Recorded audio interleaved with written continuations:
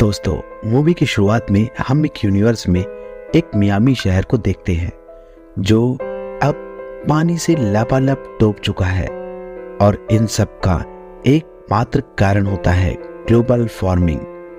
और इसी तरह से सारी दुनिया में पानी भर चुका है। दिन में अर्थ पर टेम्परेचर बहुत ज्यादा गर्म होता है तो लोगों ने रात को ही काम करने की आदत डाली होती है। और इसके बाद हम मिलते हैं निक नाम के कैरेक्टर से, जो कि एक बहुत ही एडवांस लैब को ऑपरेट करता है, जिस लैब में एक ऐसी मशीन लगी होती है जिसमें इंसान जाने के बाद अपने बीते हुए कल के किसी भी हिस्से में जा सकता है, उसे जी सकता है। एक दिन निक के पास उसका एक बहुत पुराना दोस्त उससे मिलने आता है। निक का दोस्त कभी एक सैनिक हुआ करता था। निक का दोस्त अपने अतीत की यादों को दोबारा जीना चाहता था। निक की जो असिस्टेंट होती है, जिसका नाम वोट्स होता है, वोट्स उस आदमी को एक इंजेक्शन लगाती है। उसके बाद उस आदमी के सर पर डिवाइस लगा दिया जाता है और उसे पानी के अंदर डाल दिया जाता है, जिससे निक अपने दोस्त को उसकी याद में भेज देता है, जिसमें वो अपने पालतू डॉग के साथ खेल रहा होता है। दरअसल उसका दोस्त इसी याद को देखना चाहता था और ये सब निक होलोग्राम की मदद से देख रहा होता है। एक दिन निक के पास एक लड़की आती है जिसका नाम मे होता है। उस लड़की को जब निक पहली बार देखता है तो वो लड़की निक को पहली बार में ही पसंद आ जाती है। मैं अपने अतीत की याद में जाकर अपनी एक खोई हुई चाबी को खोजना चाहती थी। निक उसके बीते लम्हों में उसे भेज देता है। निक देख लेता है कि चाबी कहां पर है, लेकिन निक उसे रोकता नहीं है। अब निक मे की लाइफ की और भी यादों को देखना शुरू कर देता है, जहां पर निक देखता है वो एक क्लब में अपनी परफॉर्मेंस देने जा रही है, क्योंकि मे एक सिंगर होती है और जब मे अपनी परफॉर्मेंस देने वाली होती है तो उसकी आंखों में आंसू आ जाते हैं। जिसके बाद वो गाना गाती है।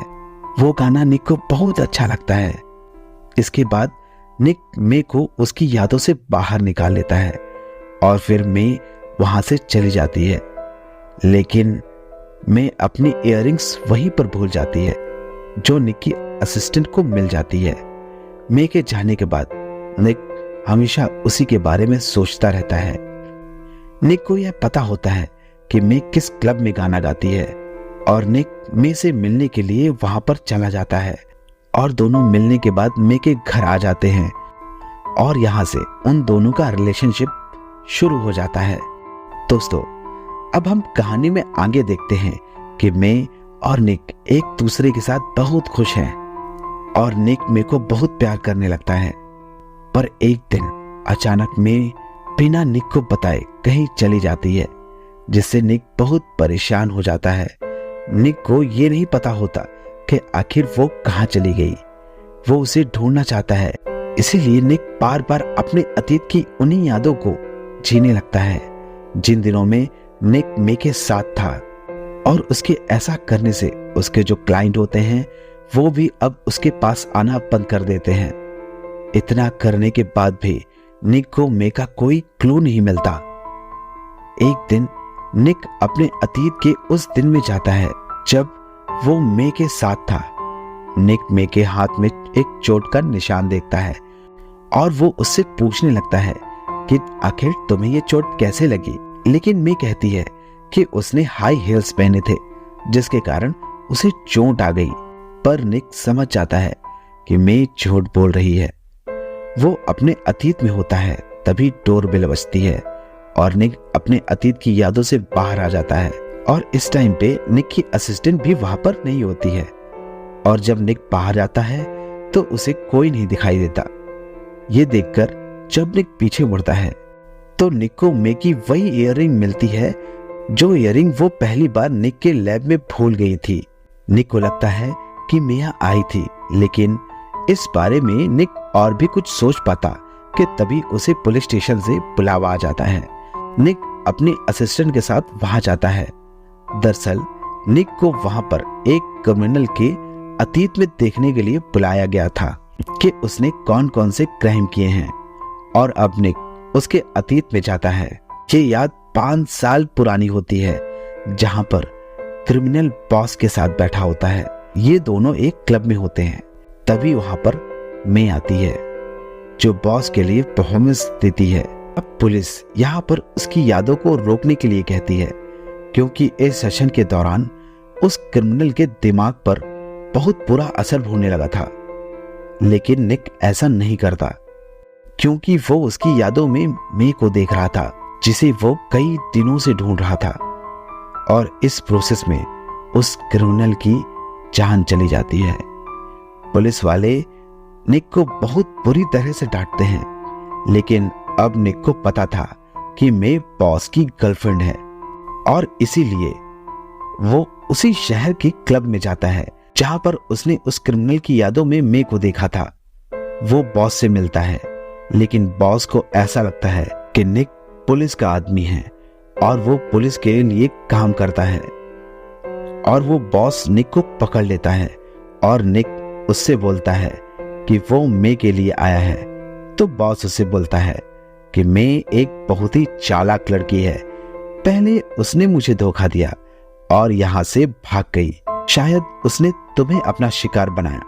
अब इसके बाद बॉस और उसके आदमी निक को और भी टॉर्चर करने लगते हैं, लेकिन तभी निक की असिस्टेंट वहां पर आ जाती है, जो कि बहुत ही अच्छी फाइटर होती है। वोट्स यहाँ पर बॉस और उसके आदमियों को मारकर निक को वहां से निकाल कर लाती है। लेकिन अब निक ये जानना चाहता था कि मे उसकी जिंदगी में आखिर आई ही क्यों थी। इसीलिए एक बार फिर से वो अपनी अतीत की यादों में जाता है, जहां पर मे उसे बताती है वो पहले लंदन में रहती थी, लेकिन वहां पर पानी हद से ज्यादा भर गया था, इसीलिए वो अपनी बोट से मियामी आ गई थी। एक दिन किसी ने बोट से मुझे धक्का देने की कोशिश की, जिसके बाद मुझे बीच के पास ही एक व्हाइट हाउस दिखाई दिया और मैं उसी में रहने लगी। अब निक अपने अतीत की यादों से छोटे छोटे क्लू को जोड़ने लगता है। यहाँ पर निक को यह भी याद आ जाता है कि एक दिन उसने मे के लिए गाना गाया था, जो गाना उसके ग्रैंडफादर ने कंपोज किया था। ये सारी बातें वो अपनी असिस्टेंट को बता रहा होता है। तभी वोट्स को ये याद आता है कि जिस दिन मे गायब हुई थी, उससे ठीक एक दिन पहले वो निक की असिस्टेंट वोट्स से मिलने आई थी और अब निक को अपनी असिस्टेंट पर शक होने लगता है। इसीलिए निक वोट्स के अतीत के उस दिन में जाता है जब मे उससे मिलने आई थी। वो देखता है कि मे उसके लिए बियर की बोतल ले आई थी, लेकिन वॉट्स उससे बोलती है कि उसने अब बियर पीना बंद कर दिया है, क्योंकि अब मेरे ऊपर अपनी बेटी की जिम्मेदारी है, जो कि किसी कारण से अब वो मेरे रिश्तेदारों के यहाँ रहती है। वॉट्स ये कहते कहते बहुत ही दुखी हो जाती है और वॉशरूम चली जाती है। और इसी दौरान मे निक के लॉकर के पास जाती है और पासवर्ड से उसका लॉकर खोल देती है, जिसका पासवर्ड वही सॉन्ग था जो सॉन्ग निक ने उसे सुनाया था, जो निक के ग्रैंडफादर ने कंपोज किया था। मे उसके लॉकर के अंदर से एसर नाम के निक के एक क्लाइंट की फाइल लेकर भाग जाती है। दोस्तों, यहाँ पर यह रिवील होता है कि मे उसके पास क्यों आई थी। दोस्तों, दरअसल निक की जिंदगी में मे इसीलिए आई थी कि वो निक के क्लाइंट की फाइल चुरा सके। और अब निक एसर से मिलने उसके घर जाता है, जहां पर उसे पता चलता है कि एसर को किसी ने मार दिया। जिसके बाद एक लड़की आती है और उसके बेटे को यहाँ से लेकर चली गई। अब निक को समझ में आ जाता है कि वो लड़की और कोई नहीं बल्कि मे ही होती है। अब वो मे को फिर से ढूंढना शुरू कर देता है, लेकिन एक दिन एक अनजान आदमी निक के ऊपर हमला कर देता है और निक को बहुत बुरी तरह से मारता है और कहता है कि मे को ढूंढना बंद कर दो।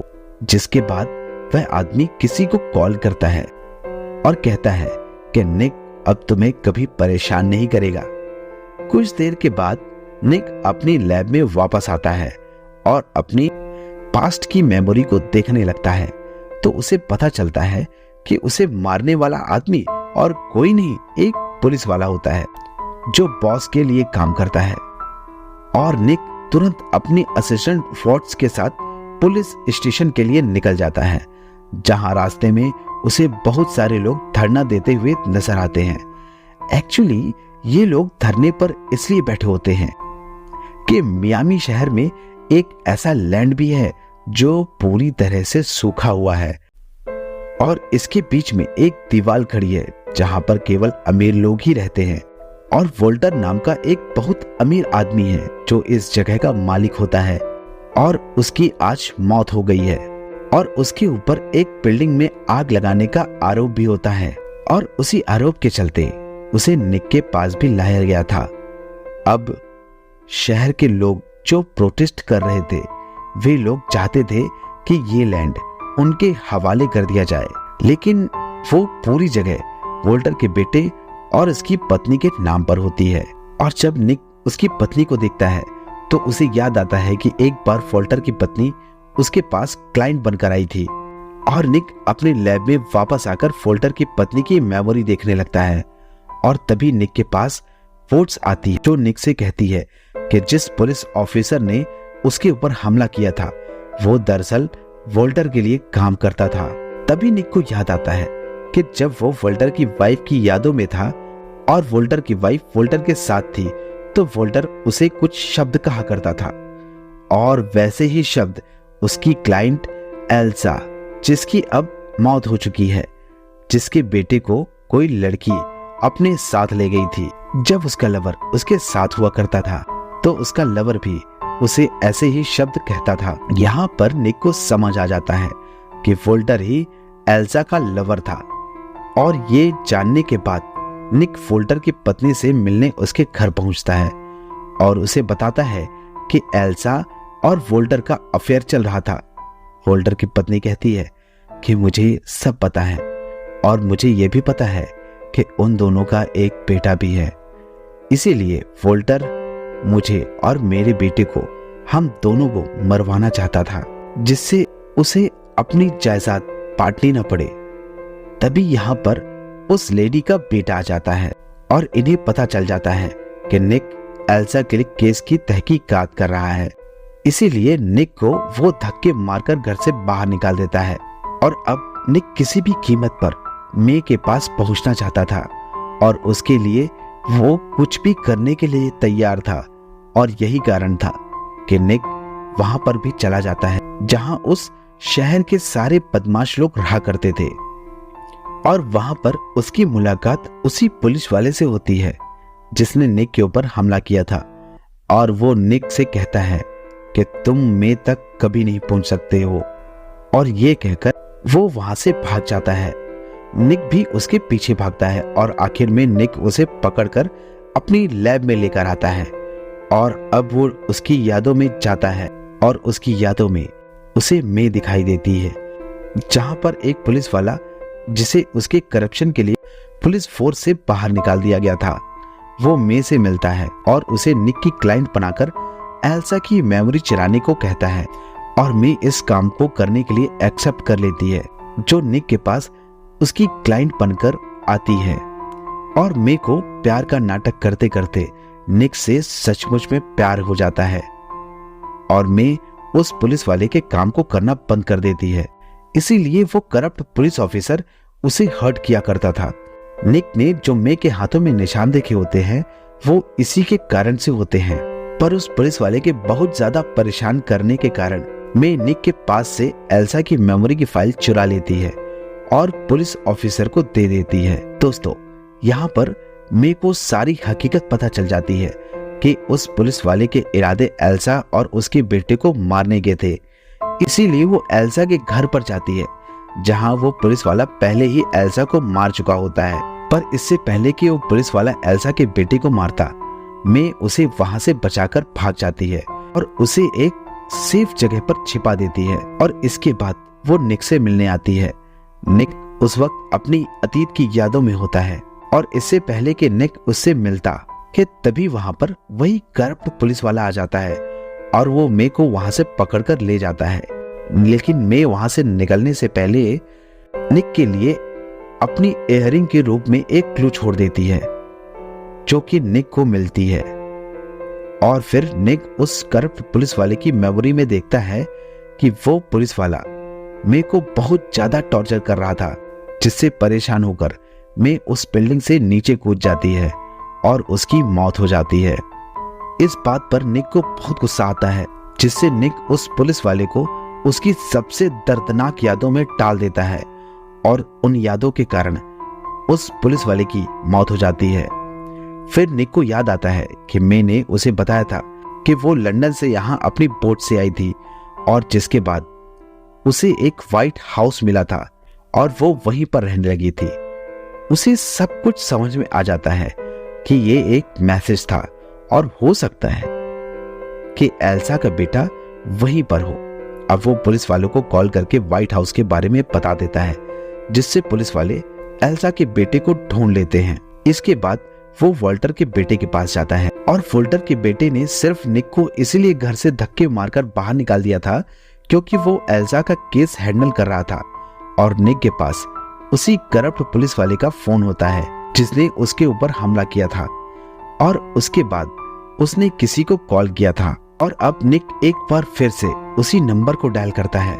दरअसल वॉल्टर ने अपनी प्रॉपर्टी के 2 हिस्से किए थे, जिसमें से आधा हिस्सा उसने अपने बेटे और आधा हिस्सा एल्सा के बेटे के नाम किया था। और जब वॉल्टर के असली बेटे को यह बात पता चलती है, वॉल्टर के असली बेटे ने उस पुलिस वाले को हायर कर लिया जिससे वो एल्सा और उसके बेटे को मरवा सके।